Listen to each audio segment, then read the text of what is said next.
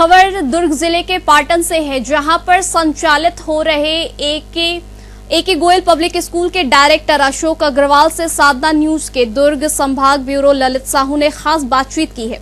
इस मौके पर डायरेक्टर अशोक अग्रवाल ने चर्चा करते हुए बताया कि पाटन में सीबीएसई इंग्लिश मीडियम स्कूल की शुरुआत हमने की है, जिसमें ग्रामीण क्षेत्रों के बच्चों को भी सीबीएसई स्कूल का लाभ मिल सके। उनके स्कूल में शैक्षणिक कार्यक्रम और पाठ्यक्रम, शिक्षण पद्धति और शिक्षकों की भी भूमिका काफी बेहतर हो सके। उन्होंने कहा कि स्कूल का मुख्य उद्देश्य छात्रों को विकास के अवसर प्रदान करना है। साथ ही कहा कि स्कूल में बच्चों को मार्शल आर्ट का प्रशिक्षण भी देना है। के क्षेत्रों में क्या रुचि रहा और यहाँ आपने शुरुआत की? ग्रामीण क्षेत्र के जो बच्चे होते हैं इनको पढ़ने के लिए काफी दूर जाना पड़ता है और बाहर जब जाते हैं ये तो वहाँ फीस बहुत ज्यादा लगता है। आप एक दफा दिल्ली गए थे, छत्तीसगढ़ के नजरिया को वहाँ के लोग जब प्रदर्शित किए तो आपको काफी दुख हुआ और आपने वहाँ से फिर एक संकल्प लेकर भी आए। तो वहाँ पे जब पूछा कि कहाँ से आए हैं तो बताया कि रायपुर, मध्य प्रदेश के रायपुर से।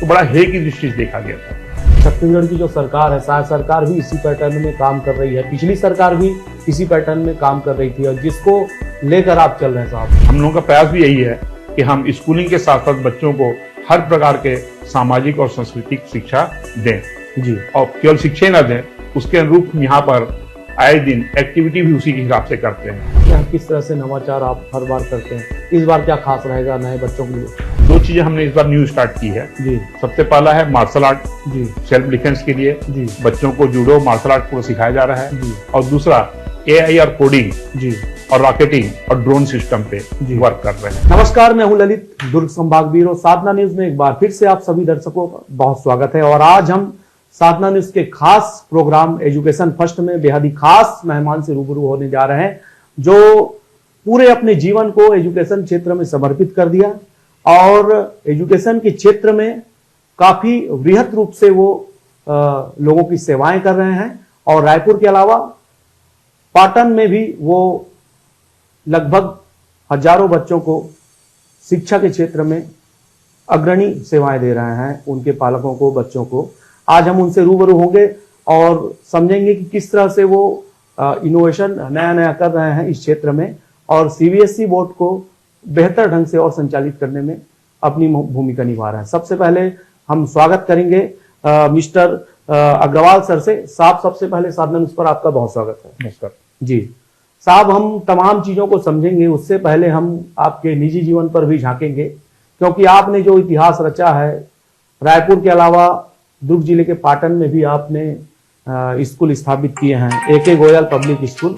उनको आप किस मकसद से शुरुआत किए उनको भी समझेंगे। सबसे पहले आपका शिक्षा दीक्षा कहाँ से हुआ साहब और आपका जन्म कहाँ से हुआ, दोनों को हम समझेंगे। जी, मैं बेसिकली प्रॉपर सरायपाली बसना से हूँ जी, जो आज महासमुंद डिस्ट्रिक्ट में आता है। जी, वहीं से मेरी शिक्षा प्रारंभ हुई। 11th तक के मैंने शिक्षा वहीं से ली, गवर्नमेंट स्कूल से।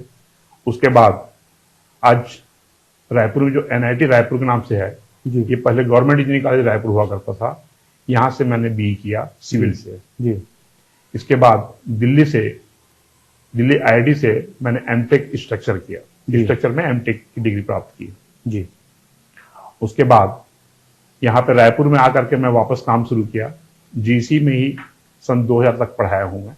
जी, 2000 में छोड़ दिया। इसी दौरान सन 1996 से टेक्नो ट्यूटोरियल्स के नाम से कोचिंग इंस्टीट्यूट की स्थापना की थी और कोचिंग रन करता था मैं जी, जिसमें बृहद स्केल पर इंजीनियर्स और डॉक्टर्स हमारे द्वारा बनाए गए हैं। जी, जी, कंटिन्यू सर। उसके बाद फिर तबीयत कुछ खराब होने के कारण से कोचिंग की व्यवस्था बंद करनी पड़ी मेरे को जी, और 2007 से मैं स्कूल के क्षेत्र में आ गया। जी, पहला स्कूल समता कॉलोनी रायपुर में जी, स्थापित किया जो अशोका पब्लिक स्कूल के नाम से है। जी, उसके बाद दूसरा सीबीएसई स्कूल पाटन में स्थापित किए जी, आज से 4 साल पहले 2021 में। जी, उसके बाद अभी इसी साल रायपुरा में दूसरा एक स्कूल डाले हैं, वो भी एके गोयल के नाम से ही है, जो रायपुरा मंजित हाइट रोड पे स्थित है, जो इस साल प्रारंभ हो रहा है। जी, इस प्रकार से ये 3 स्कूल अभी हमारे द्वारा संचालित है। जी, इसमें यहाँ पर हमारा स्कूल में मुख्य उद्देश्य सनातन कल्चर का डेवलपमेंट करना है और सनातन कल्चर बच्चों को पूरा सिखाना है। जी। सनातन के साथ साथ बच्चों के सेल्फ डिफेंस के लिए इनको जूडो, मार्शल आर्ट, कराटे की क्लासेस भी रेगुलर वे पे दी जाती है, जिससे कि बच्चों का हम साल 2 साल के अंदर में उनको ब्लैक बेल्ट तक के पहुंचाने की कोशिश कर सकते हैं। इसके अलावा हमारा जो एजुकेशन है, मेन फोकस हमारा एजुकेशन पे होता है। जी। एजुकेशन पे हम बच्चों को बहुत स्ट्रांगली कोशिश करते हैं कि जो ग्रामीण बेल्ट के बच्चे हैं, क्लास 1 से लेकर के 5th तक के बच्चे, अक्सर पेरेंट्स शिकायत रहता है कि हमारे बच्चे इंग्लिश बोल नहीं पाते। हमारा यह प्रयास रहता है कि 3 महीने के अंदर क्लास 1 के बच्चे भी इंग्लिश की बुक पूरा पढ़ करके पेरेंट्स को दिखा सकते हैं। इसके अलावा अलग अलग लैब की व्यवस्था की गई है हमारे द्वारा। कंप्यूटर लैब हर एक बच्चे के अलग अलग है, इसलिए बृहद लैब पैमाने पे 40 कंप्यूटर का लैब स्थापित किया गया है कि 1:1 बच्चों को कंप्यूटर सीखने को मिले। जी। इसके अलावा फिजिक्स का lab, chemistry lab, bio lab, maths lab, साथ साथ जो अत्याधुनिक आज की बहुत परम आवश्यक जो चीज है वह है रॉकेटिंग, कोडिंग, ड्रोन। ये सबसे इंपॉर्टेंट चीज है। जी। कोडिंग के जरिए ही हम एआई में बच्चों को आगे बढ़ा सकते हैं। जी। इसलिए हमारा उद्देश्य यह है, जो आने वाले समय में गवर्नमेंट का भी है ये गाइडलाइन के तहत में, कि आने वाले समय में रॉकेटिंग, कोडिंग और ड्रोन सिस्टम को स्ट्रेस किया जाए। वो हमने अभी इसी साल यहाँ पे प्रारंभ कर दिया है। जी। ये इससे इस ग्रामीण अंचल के हर बच्चे को इन चीजों का बृहद स्केल पे फायदा मिल सकता है। जी। बृहद लेवल फायदा मिलेगा। जी। Sir, AK Goyal public school की जब शुरुआत आपने पाटन में की, हाँ सर, तो आपके पास दुर्ग जिले में ऑप्शन बहुत जगह रहा। जैसे भिलाई में भी आप शुरुआत कर सकते थे, हाँ, दुर्ग में कर सकते थे, या फिर भिलाई 3 में, क्योंकि एक VIP क्षेत्र है। बिल्कुल। लेकिन आपने पाटन को ही चुना। पाटन के क्षेत्रों में क्या रुचि रहा और यहाँ आपने शुरुआत की? एक्चुअली सर, ग्रामीण क्षेत्र के जो बच्चे होते हैं इनको पढ़ने के लिए काफी दूर जाना पड़ता है, पहला चीज। और बाहर जब जाते हैं ये, तो वहां फीस बहुत ज्यादा लगता है, प्लस इनके रहने खाने में भी सुविधाओं में खर्च काफी ज्यादा आता है। और ग्रामीण परिवेश में हमारे गांव के जो अन्नदाता किसान होते हैं, इनकी इतनी इनकम नहीं हो पाती है कि वो अपने बच्चे को बहुत ज्यादा पढ़ा सके। जी। और क्योंकि मैं भी इसी मुकाम से गुजरा हुआ हूं। जी। जब मैं पढ़ने आया था रायपुर, जी, तो मेरे घर की इतनी कैपेसिटी नहीं थी कि मुझे पढ़ा पाते। जी जी जी जी। और सर, तो ये दर्द मेरे को काफी जी तकलीफ देता है। जी। इसलिए मैं यहाँ पे कोशिश ये किया हूँ कि कम से कम फीस में जी बच्चों को CBSE की पढ़ाई पूरे 12th तक के मिले। जी। और ये बताते हुए मुझे अत्यंत हर्ष हो रहा है जी कि हमारे इस अंचल का ये पहला स्कूल है जी। जो CBSE पूरे 12th तक के हमने स्थापित किया और बच्चों को यहाँ पे आगे प्रमोट करने का कार्य किया। जी। और ये भी बताते हुए बहुत मुझे आज खुशी हो रही है कि आज हमारे यहाँ से बच्चे IIT बॉम्बे जैसे संस्थानों पे जा रहे हैं इस साल। जी। और साहब, जब मैं आया तो आपसे चर्चा कर रहा था, आप एक दफा दिल्ली गए थे, तो वहाँ जो चर्चा हुई और छत्तीसगढ़ के नजरिया को वहाँ के लोग जब प्रदर्शित किए, तो आपको काफी दुख हुआ और आपने वहां से फिर एक संकल्प लेकर भी आए।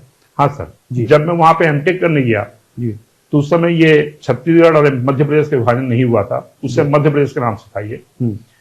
तो वहां पे जब पूछा कि कहां से आए हैं, तो बताया कि रायपुर, मध्य प्रदेश के रायपुर से। तो बड़ा हे की दृष्टि से देखा गया था और बोलते हैं कि फ्रॉम छत्तीसगढ़, छत्तीसगढ़िया, इस टाइप से एक कमेंट पास किया गया। जी जी जी। जो कि काफी तकलीफ हुआ।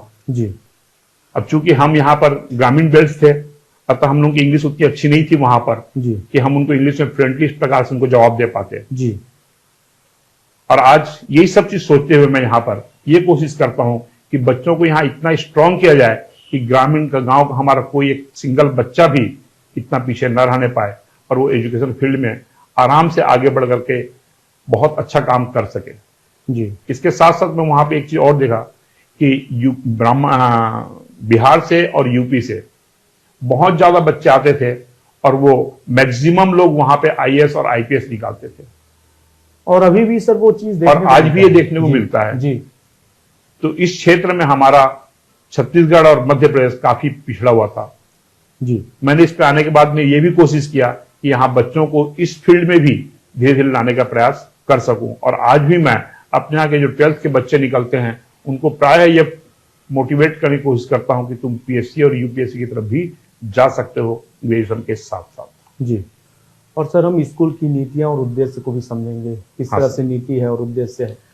सर हमारे स्कूल का बेसिक सबसे इंपॉर्टेंट यह है कि आप नॉलेज यहाँ पे गेन करिए। जी सीबीएसई या सीजी मत देखिए, जी आप जितना डेप्थ में हो सकता है उतना डेप्थ में स्टडी करिए। जी। आप जितनी डेप्थ में स्टडी करेंगे आपका जितना ज्यादा नॉलेज रहेगा आप उतने ही आगे बढ़ पाएंगे। जी। तो इसलिए हम लोगों का यहाँ पे मेन फोकस आता है कि स्टडी में कोर्स को काफी डेप्थ तक के लेके जाए। जी।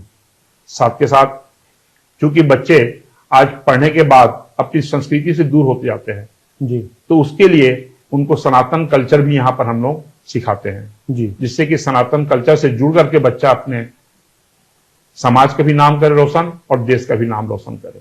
और प्रधानमंत्री माननीय नरेंद्र मोदी जी का सपना भी है कि भारत के कल्चर, छत्तीसगढ़ के कल्चर को हम सहेज के रखें। बिल्कुल। और जो छत्तीसगढ़ की जो सरकार है, शायद सरकार भी इसी पैटर्न में काम कर रही है, पिछली सरकार भी इसी पैटर्न में काम कर रही थी, और जिसको लेकर आप चल रहे हैं साहब। जी सर। जी। हम लोगों का प्रयास भी यही है कि हम स्कूलिंग के साथ साथ बच्चों को हर प्रकार के सामाजिक और सांस्कृतिक शिक्षा दें।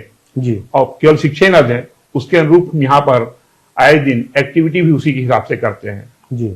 जैसे दुर्गा के समय में गरबा डांस का करते हैं यहाँ पर, उसी बाद जन्माष्टमी में हांडी फोड़ का प्रतियोगिता रखते हैं। जी। तो इस प्रकार से अलग अलग फेस्टिवल्स पे जी। उनके अलग अलग एक्टिविटी तैयार की जाती है, जिससे कि बच्चे उसके माध्यम से अच्छे से सीख सके। जी। और सर जब भी शिक्षा की बात होती है, हाँ सर, तो हर डायरेक्टर और प्रिंसिपल जो है नए नए रिसर्च करने में लगे रहते हैं और इनोवेशन, नवाचार करते हैं। तो आपके यहाँ किस तरह से नवाचार आप हर बार करते हैं? इस बार क्या खास रहेगा नए बच्चों के लिए? इस बार सर बताया मैं आपको पहले कि 2 चीजें हमने इस बार न्यू स्टार्ट की है। जी। सबसे पहला है मार्शल आर्ट। जी। सेल्फ डिफेंस के लिए जी। बच्चों को जूडो, मार्शल आर्ट पूरा सिखाया जा रहा है। जी। और दूसरा एआई और कोडिंग जी। और रॉकेटिंग और ड्रोन सिस्टम पे जी। वर्क कर रहे हैं, जी। जिससे कि बच्चे एआई में कोशिश करके आगे से आगे निकल सके। जी। तो जिससे इसमें कि उनका पढ़ने का जो मेन मकसद है वो काफी हेल्प उसको मिल सके उनको। तो सर उसमें कौन कौन से क्लास के बच्चों को शामिल क्लास करेंगे? 3 के बच्चों से कोडिंग शुरू हो जाती है यहाँ पर क्लासेस। जी। और 12th तक? 12th तक के पूरा, जी। क्लास 3 से लेकर 12th तक के पूरा कोडिंग की जाती है, सिखाई जाती है। जी। रॉकेटिंग और क्लास 1 से लेकर नर्सरी से लेकर के पूरे 12th तक के बच्चों को यहाँ पर जूडो एंड मार्शल आर्ट भी सिखाते हैं। तो मुझे लगता है कि साहब का जो उद्देश्य है, साहब का जो सोच है काफी सकारात्मक है और काफी हाई लेवल का सोच रखते हैं कि क्लास 3 से 12th तक के बच्चों को एआई जैसे टेक्नोलॉजी सीखने का मौका मिलेगा। क्योंकि कई दफा होता है कि हम बगल पे यूज करते रहे लेकिन बगल वालों को पता नहीं चल पाता। लेकिन साहब चाह रहे हैं, डायरेक्टर साहब चाह रहे हैं कि यहाँ के बच्चों को एआई का फायदा मिल सके। और सर एक महत्वपूर्ण चीज और है, हाँ कोई भी स्कूल को संचालित करने में शिक्षकों की महत्वपूर्ण भूमिका होती है। हाँ सर। और योग्य शिक्षकों की। हाँ। तो आपके यहाँ उस चीजों को किस तरह से ध्यान में रखा गया? हम लोग सर सबसे इंपॉर्टेंट चीज है कि टीचरों का बिना बीएड के टीचरों को हम रखते ही नहीं है। जी। क्वालिफाइड टीचर रखते हैं जी। प्लस क्वालिफाइड के साथ साथ यहाँ टीचरों का डेमो लेकर के जी। उनका खुद का प्रदर्शन पहले देख लेते हैं कि कितना अच्छा वो करवा सकते हैं। जी। जब लगता है हमको कि टीचर वाकई हमारे यहाँ के बच्चों के लिए सुटेबल है तभी हम उनको अपॉइंट करते हैं, अन्यथा अपॉइंट नहीं करते हैं। जी। और साहब सीजी के साथ सीबीएसई के साथ सीजी बोर्ड है कि नहीं? नहीं सर जी। यहाँ सिर्फ और सिर्फ सीबीएसई है यहाँ पर।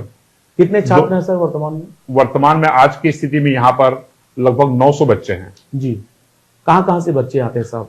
यहाँ पाटन के लगभग 20 किलोमीटर के रेडियस में, 20 से 22 किलोमीटर रेडियस में 80 अलग अलग गांव से आते हैं पूरे बच्चे। जी। पाटन लोकल से भी आते हैं जी। प्लस आसपास के 80 गांव से बस के जरिए बच्चे यहाँ आते हैं। जी। और मतलब बस के जो सुविधा है सर, बस की बात हो रही है तो हम कुछ चीजों को भी लेंगे। कई दफा बस में सही कंडक्टर और ड्राइवर की आवश्यकता होती है। हाँ उस चीजों को किस तरह से ध्यान आप रख रहे हैं? हर एक बस में एक ड्राइवर एक कंडक्टर रखते हैं जी। और उनका लाइसेंस पहले वेरीफाई किया जाता है जी। कि उनका लाइसेंस सही है या नहीं है। जी। योग्य लाइसेंस और योग्य व्यक्ति होने पर ही। जी। और उसमें कंडीशन हमारा ये रहता है कि ड्राइवर और कंडक्टर दोनों से कोई भी पी खाकर ना चलाए। जी। अगर कभी भी पी खा के चलाया तो उसको इमीडिएट निकाल दिया जाता है। और दूसरा उसके यहाँ पे अच्छा योग्य ड्राइवर और कंडक्टर को रखा जाता है, जी। जिससे कि किसी प्रकार से कोई नुकसान ना होने पाए। जी साथ ही साथ ये हिदायत दी जाती है कि चलाते समय विशेष ध्यान रखें, कहीं भी ओवरटेक करने की कोशिश ना करें, स्पीड ज्यादा ना चलाएं, आराम से लेके जाएं, और बच्चों को छोड़ते समय विशेष ध्यान रखें कि उनके पालक वहां पर उपस्थित हैं या नहीं है। जी अगर नहीं है तो फोन करके बुलाया जाए और पालक को बच्चे सौंपा जाए, जी उसके बाद ही वो आगे बढ़े। जी ये विशेष हिदायत उनको दी जाती है, जी। जिससे कि बच्चे प्रॉपर और सही ढंग से घर में पहुंच सके। जी साहब, आप पहले भी महत्वपूर्ण क्षेत्रों में, शिक्षा के क्षेत्रों में सेवाएं दी है। चाहे तो आप जो है एक बड़े संस्थान में हाई प्रोफाइल सेवा दे सकते थे, लेकिन खुद के संस्थान डालकर काफ़ी चैलेंजिंग भरा आपका सफ़र रहा। तो प्रेरणा कहाँ से मिली साहब आपको? बेसिकली इसका शुरुआत मेरे अपने खुद के एजुकेशन के समय से हो चुका था। जी हालांकि उस समय मेरे को ये जानकारी नहीं थी कि मेरे को स्कूल खोलना है करके, जी लेकिन जब मैं पढ़ता था बचपन में, जी तभी भी उस समय भी मैं अपने साथ के जो मेरे क्लासमेट्स हुआ करते थे उनको मैं पढ़ाया करता था। वो मेरे से पूछते थे। यही कारण रहा